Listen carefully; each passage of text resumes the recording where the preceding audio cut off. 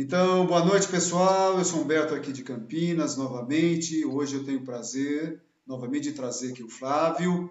Flávio é um amigo e ele também é o presidente do INCEP, o Instituto de Equidade Plural. Eu trouxe o Flávio aqui hoje para conversar conosco sobre acessibilidade digital e esportes paralímpicos. Eu acho que dois temas bem bacanas, bem abrangentes, e eu tenho certeza que ele vai ter muito a contribuir. Bom, Flávio, primeiramente eu vou pedir então para você se apresentar, né, fazer sua autodescrição, tá bom?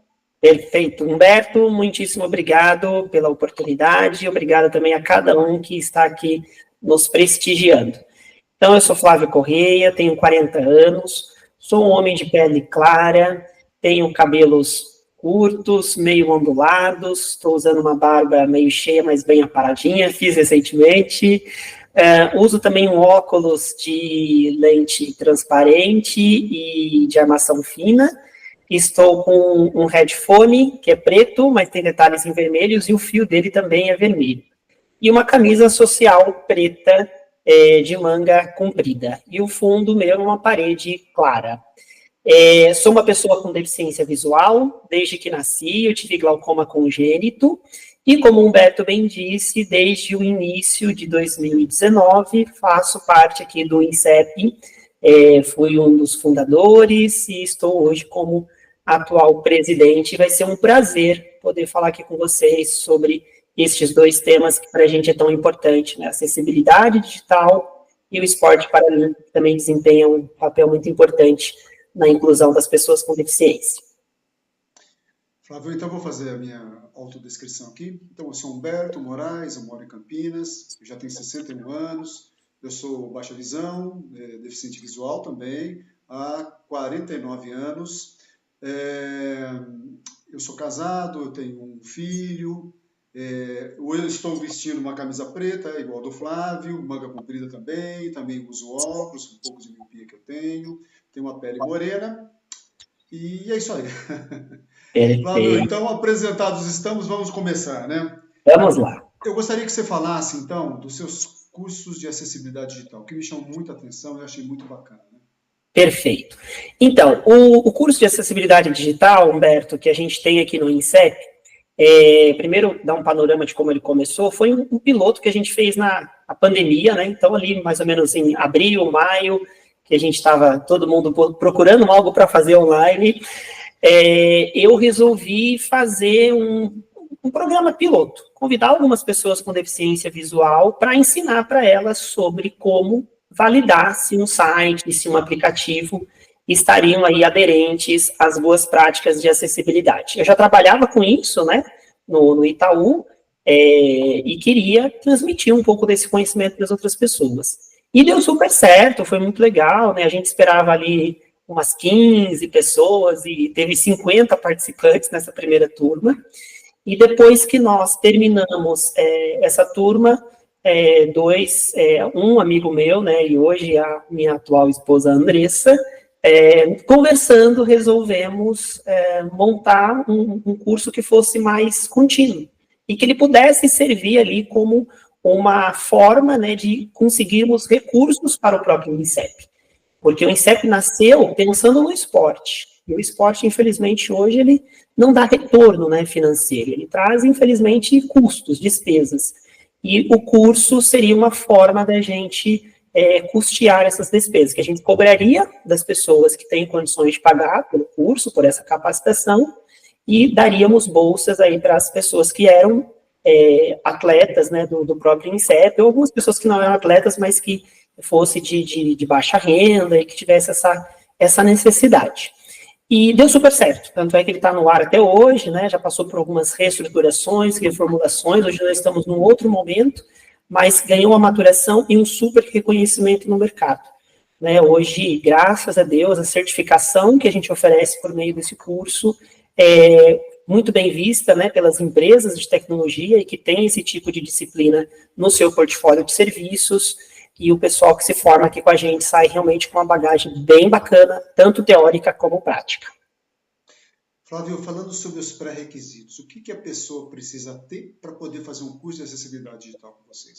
Muito boa pergunta. Primeiramente, precisa gostar de tecnologia, né? Precisa entender um pouco sobre como que funciona a internet, os aplicativos, tem que ter uma certa familiaridade, tá? Para conseguir realmente fazer valer a pena o investimento. Por quê?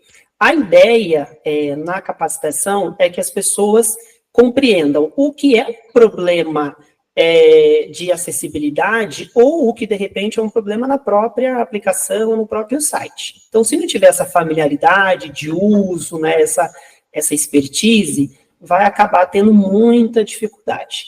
Tendo isso, é o princípio, pré-requisito básico, e a partir disso, aí vai depender de qual é o nível de atuação, se a pessoa já é da área de tecnologia e trabalha, por exemplo, com desenvolvimento de softwares ou de sites, se ela é um designer que planeja o layout, ou se ela é uma pessoa usuária e que vai verificar a qualidade, né, do software. Todos esses três públicos são muito bem atendidos. Esqueci de um quarto, tá? Que são as pessoas que produzem conteúdo. Então, uma pessoa que produz informações, né, ou produz posts para as redes sociais, campanhas de marketing, todo esse povo é beneficiado pelas informações, pelos conceitos que a gente traz sobre acessibilidade digital na nossa capacitação. Quer dizer, então, que eu não preciso ser um conhecedor profundo de tecnologias digitais aí, de programação e coisas desse tipo, para poder fazer o curso com vocês. Não precisa. Vai precisar disso quem for desenvolvedor, né? Quem realmente constrói os sites, constrói as aplicações. Mas o usuário que ele vai atuar na validação para dizer se realmente... vou dar um exemplo, né? Então, você tem lá um formulário de pesquisa de satisfação e entender se aquela pesquisa foi feita de acordo com as boas práticas de acessibilidade, a pessoa precisa, pelo menos, né, obviamente, entender e saber como que responde, qual que é o objetivo, né, ali de cada pergunta, se é uma pergunta que você tem múltipla escolha, se é uma pergunta que você tem que escrever, e qual que seria o comportamento disso de acordo com a acessibilidade, que é isso que ela vai aprender no curso. Para o desenvolvedor, ele vai saber o quê? Como que eu faço esse comportamento ser o adequado? Aí sim é técnico. Agora, entender se o comportamento está funcionando ou não precisa do conhecimento técnico da codificação que a gente diz, e sim daquilo que a gente traz no curso especificamente. Então, são alguns módulos, algumas opções, dependendo do tipo de aprofundamento que a pessoa tem, o que ela espera ter, então, né? Isso. Ao longo dessa maturação que a gente fez do curso, Humberto, a gente teve algumas mudanças. Inicialmente, nós tínhamos 3 módulos. O que nós chamávamos de módulo básico, intermediário e avançado. Ao longo do tempo, ao longo dos anos, nós entendemos que esse conceito poderia ser simplificado. Então, hoje nós temos um módulo só, né, que a gente chama de capacitação profissional em acessibilidade digital, que ele seria equivalente ao básico e ao intermediário juntos. E por que nós fizemos isso? Porque desta forma a gente consegue atender tanto as pessoas que ainda estão iniciando na tecnologia, que só tem aquela familiaridade mais básica, com as pessoas que também já têm um certo conhecimento e querem aprofundar os conhecimentos. Aí você pode me perguntar, mas aí não vai ficar maçante para as pessoas que já têm o conhecimento? Não, porque a gente distribuiu os conteúdos nessa capacitação de forma com que esses conhecimentos são passados de maneira bastante bem distribuída, né? Então não fica, por exemplo, as primeiras aulas com conteúdos muito introdutórios que quem é avançado não vai entender. Tá? Então, a gente distribuiu bem e a gente aposta muito no coletivo. Então, o conhecimento coletivo, ele realmente é muito potente. E aí a gente tem, sim, um próximo módulo, que é esse avançado, que seria especificamente para a gente transmitir esse conhecimento para quem já fez a formação inicial e quer aprofundar ainda mais as técnicas de boas práticas de acessibilidade. Então, hoje ele é dividido em 2 módulos, né, podemos assim dizer. Essa capacitação profissional em digital, que é o carro-chefe, e esse módulo mais avançado, onde a gente reúne designers, desenvolvedores, PAs de acessibilidade, para fazer a formação juntos e, na prática, construir um aplicativo com acessibilidade. Flávio, em quanto tempo esses módulos, esses cursos levam? A capacitação, hoje, né, esse formato atual que a gente tem, ela tem 20 aulas, e são 2 horas de aula, 2 vezes por semana, então ele dura aí aproximadamente uns 3 meses e meio, 4 meses, né, depende se tiver feriados ali no meio tempo, e esse avançado que a gente fala, ele é programado para acontecer em 12 encontros, tá? Duraria mais ou menos uns 2 meses e meio, 3 meses. Isso são aulas gravadas, são aulas ao vivo, online? São aulas ao vivo e online, mas a gente faz a gravação delas, né? Se eventualmente a pessoa perder a aula, ela pode rever posteriormente. Mas a gente super recomenda a participação ao vivo, justamente porque é aquele momento que você tem, né, de esclarecer uma dúvida, né, e na gravação depois não dá mais, né? E o pessoal tem uma adesão muito forte, tá? Por esse modelo da participação ao vivo. Porque é sempre muito interativo, né? O conteúdo que a gente está trazendo, e todo mundo ali participa, pode falar no momento que achar ali oportuno, trazer seus cases, né, os seus exemplos, tirar as suas dúvidas. Então, essas aulas são todas ao vivo, mas ficam gravadas. E uma coisa bacana que você falou, que eu acho que tem certificação, né? Então você vai ser qualificado. Isso.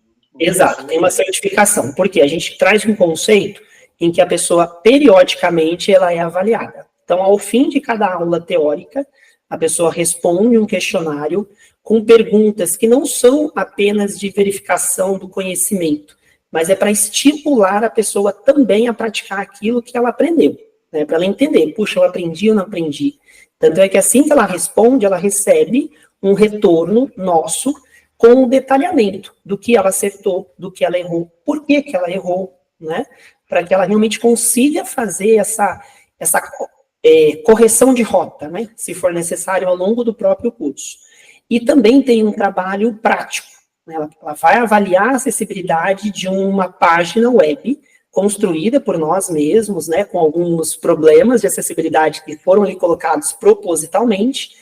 E a partir disso a gente consegue entender o quão a pessoa realmente está apta a exercer essa função, né, de QA de acessibilidade, ou seja, de identificar se a qualidade da acessibilidade está apta ou não naquele conteúdo digital. E aí, para isso, a gente avalia, né, e certifica os alunos que tirarem nota superior a 7. Né? Se somando todas essas avaliações, a nota dela for menor que 7, ela não recebe o certificado. Recebe a participação no curso, mas não fica com o nosso, podemos assim dizer, nossa chancela. Olha, esta pessoa está apta nos conhecimentos de acessibilidade digital. Eu fico pensando no meu caso. Vamos imaginar, eu sou uma pessoa, eu sou um usuário, eu tenho a qualificação de usuário. Qual seria o meu ganho a partir disso? Eu entenderia quais itens de acessibilidade estão faltando, a minha sugestão de melhoria, ou você acha que eu conseguiria até fazer algum tipo de intervenção? Olha, vai depender muito da sua dedicação ao curso. Mas o que a gente já garante de largada para você qualquer pessoa com deficiência, tá? Isso independentemente aí de ser visual ou não, mas a visual mais ainda, porque a gente tem uma dependência, né, das tecnologias assistivas de uma forma mais forte, no mínimo, você vai aprender a usar melhor as ferramentas de acessibilidade que você tem à sua disposição. Porque hoje em dia, Humberto, um dos grandes gaps que a gente tem é que as pessoas com deficiência, elas usam as ferramentas de acessibilidade de uma forma ainda aquém do que a própria tecnologia assistiva pode realmente oferecer para ela. E por não saber mesmo, por não conhecer um determinado recurso, por não conhecer ou não ter ciência de uma determinada funcionalidade, né, que pode ampliar ainda mais a sua produtividade. Então, no mínimo, isso você ganha. E, além disso, você tem essa grande possibilidade de poder atuar profissionalmente. Nós temos hoje, não só, sei lá, a contratação CLT de uma pessoa para trabalhar com acessibilidade digital, mas a gente tem serviços freelancers, né? Tem empresas que pontualmente contratam pessoas para fazer uma avaliação de usabilidade em relação à acessibilidade daquele produto, para validar um documento PDF, né, para validar um livro digital. Então, a gente tem algumas possibilidades aí de atuação que também vai ser muito bem-vinda se você tiver essa capacitação. Eu estava pensando assim, em vários momentos a gente se apresenta para nós dificuldades nessa área digital. Quando eu estou, por exemplo, na frente de um totem, eu quero escolher alguma coisa que eu vou comer, e aquilo é um totem, eu não consigo ter acessibilidade nenhuma. Eles fizeram aquilo pensando numa pessoa que enxerga, e não uma pessoa que não enxerga. Exato. Então, eu acho que existem vários momentos que isso se aplica, né? Sim, sim. E é muito triste isso, viu, Humberto? Infelizmente, esses totens são super inacessíveis. Não pensaram de maneira alguma em torná-los realmente inclusivos, né? Pensou-se apenas na praticidade, na redução de custos, né? De não ter ali um profissional para te atender e tudo mais. Mas eu estou para te dizer que eles vão precisar pensar nisso. Porque hoje em dia, né, a gente vem ganhando força com essa questão da acessibilidade, ainda é um tema que não chegou no seu ápice aqui no Brasil, quiçá no mundo, tá? Acho que a Europa é onde está um pouquinho mais avançada, porque a lei, né, da União Europeia, ela já preconiza e tem algumas metas bastante agressivas, né, em relação à acessibilidade, mas ainda não é o ápice também, e a gente está no caminho. A gente já tem um artigo, né, na LBI que fala sobre isso, e a gente está justamente passando por um momento onde está sendo endereçada uma regulamentação desse artigo 63, para que aquilo que está posto lá possa realmente ser exigido e cobrado das empresas. Inclusive, recentemente foi lançada a ABNT-NBR 17225, da qual eu pude participar do grupo de trabalho que a constituiu, e essa norma, ela vem justamente para que o Ministério Público possa ter em mãos uma ferramenta que lhe permite entender se uma aplicação ou um site web está ou não aderente às boas práticas de acessibilidade. E, a partir disso, vai vir um decreto, né, legislativo a nível federal, para, de fato, trazer ali todos os pontos que são importantes de ser atendidos por aquela norma. E todo esse arcabouço de produtos vai entrar, né? Totens, máquinas de cartão, tudo aquilo que for digital, né, que tiver uma interface digital, vai ser coberto e a gente vai poder, sim, exigir e ter o direito da acessibilidade nesses produtos. Nossa, muito bacana, né? Eu queria te perguntar sobre o mercado de hoje, tá? Existe provavelmente poucos profissionais especialistas nessa área. O que você acha do futuro?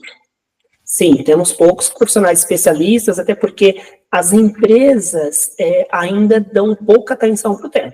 Conforme eu te falei, não é algo que chegou ainda no seu ápice. Algumas empresas maiores, né, como, por exemplo, o Itaú, a gente tem também o próprio PicPay, que é onde eu estou hoje. Nubank já fez mais, hoje está um pouco mais relaxada com o tema, né? Fica aí um puxãozinho de orelha.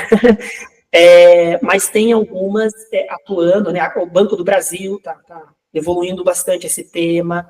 A Caixa Econômica também está começando um trabalho bem bacana, né? Com uma equipe bem grande.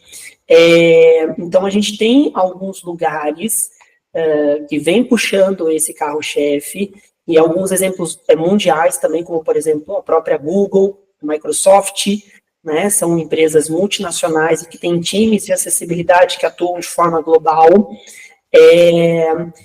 e vai aumentar porque, conforme eu te falei, a legislação vai apertar ainda mais esse pessoal e vamos precisar ainda mais de qualificação, tá?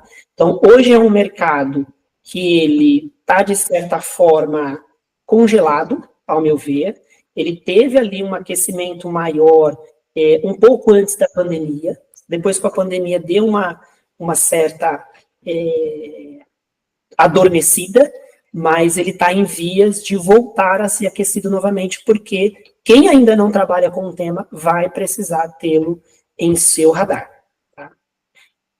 Eu imagino que a acessibilidade digital é igual à arquitetônica, que existem as leis, existem as normas, existem as negligências, as omissões e existem as multas se caso não forem atendidas as necessidades aí, né?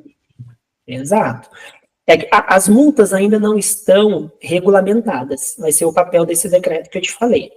A Lei Brasileira de Inclusão, lá no seu artigo 63, apenas diz da obrigatoriedade de garantir a acessibilidade. Mas ela não fala nada a respeito de quais seriam, né, ali podemos dizer assim, punições, né, por não cumprir. Só diz que tem que cumprir. Então, a gente precisa desse decreto para fazer essa regulamentação, para trazer, né, os parâmetros, né, sei lá, a empresa vai ser notificada uma primeira vez, vai ter X tempo para fazer adequação, ou, né, se infringir novamente, né, no problema, o quão isso vai agravar ou não a sua punição, a sua pena, enfim. Então, a gente precisa desse decreto para poder trazer regulamentar essa aplicação do artigo 63. Eu acho uma coisa muito bacana também, que dá a possibilidade da pessoa vidente poder executar profissionalmente, como também a pessoa com baixa visão ou com perda de visão total. Eu acho incrível isso aí, né? Então, é um campo que se abre aí de espaço de trabalho muito grande, né? Que bom, né? Exato. Que bom. Exatamente. Flávio, mas e os cursos são gratuitos, são pagos? Como é que é isso? Como é que é a remuneração disso?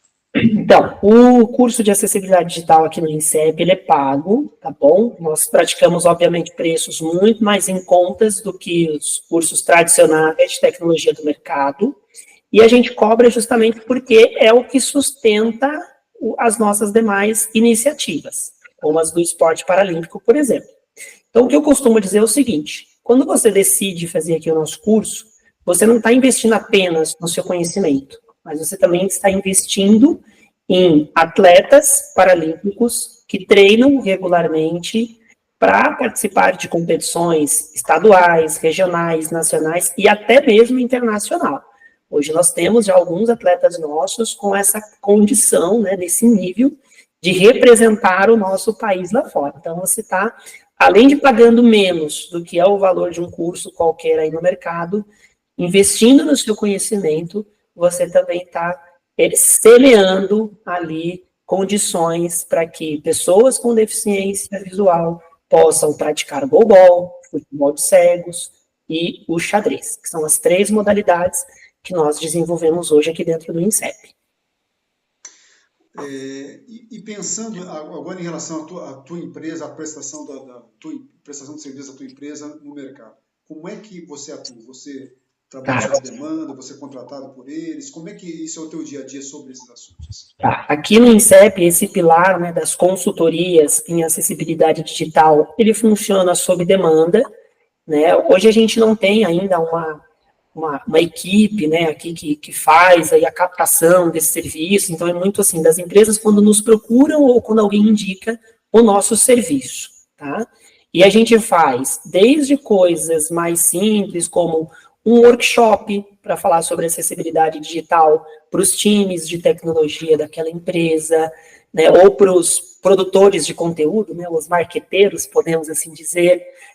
Fazemos também treinamentos técnicos, né, para realmente trazer ali o bit byte de como fazer a acessibilidade acontecer, e também fazemos validações de acessibilidade. Então, se uma empresa quer saber se o site dela está aderente às boas práticas, se o aplicativo que ela vai lançar ou que ela já lançou está aderente à acessibilidade, né, se ela quer ter um ponto a mais, né, ali para participar de um processo de aceleração, de startup, e ter acessibilidade vai ser um pré-requisito, a gente faz também essa certificação, essa validação. Então, a gente tem disponível, né, esses serviços que a gente realiza aí sob demanda. E aí essa nossa atuação, ela é tanto local como nacional, né, porque é um serviço que dá para a gente fazer online, home office, então não tem ali barreiras de estrutura, né, para ser feito. Eu acho, a tua maneira de trabalho, o teu tipo de negócio, que dá chance de outras pessoas se chegarem a vocês e prestarem serviço junto com vocês pelo Brasil afora, né? Se você não consegue ter uma atuação na Amazônia, por exemplo, mas isso não quer dizer que você não possa vir a ter, que você possa ter, Exato. sim. Até porque a nossa capacitação hoje, Humberto, ela já atingiu mais de 500 pessoas no Brasil todo. Então, nós temos pessoas capacitadas por nós mesmos, das quais nós conhecemos ali o seu potencial, o seu trabalho, em todas as regiões do nosso país, né? Então, a gente tem aí um time bastante pulverizado, bem diversificado e em condições de atender em diversos locais. Muito bem. Sobre esse assunto que nós estamos fechando aqui, você quer deixar algum contato teu, alguma coisa específica para isso? Sim, para quem estiver aqui nos assistindo e de alguma forma precisar de algo, quer seja para se capacitar, gostou, quer conhecer mais, ou quer levar para sua empresa, quer um diagnóstico sobre a acessibilidade, né, do seu produto digital, ou quer treinar ou capacitar o seu time, pode nos chamar. No LinkedIn, estamos apenas como INSEP, Instituto Equidade Plural, ou pelo WhatsApp, é outro nosso canal de atendimento, onde a Andressa vai poder atendê-los muito bem, que é o DDD 11 3384 7284. Muito bem. Então, fechamos o assunto aqui, acessibilidade digital. Que bom, eu vou dar um break. A gente vai começar a falar agora sobre os esportes. E isso é bom, porque acho que eu vou acabar dividindo, viu?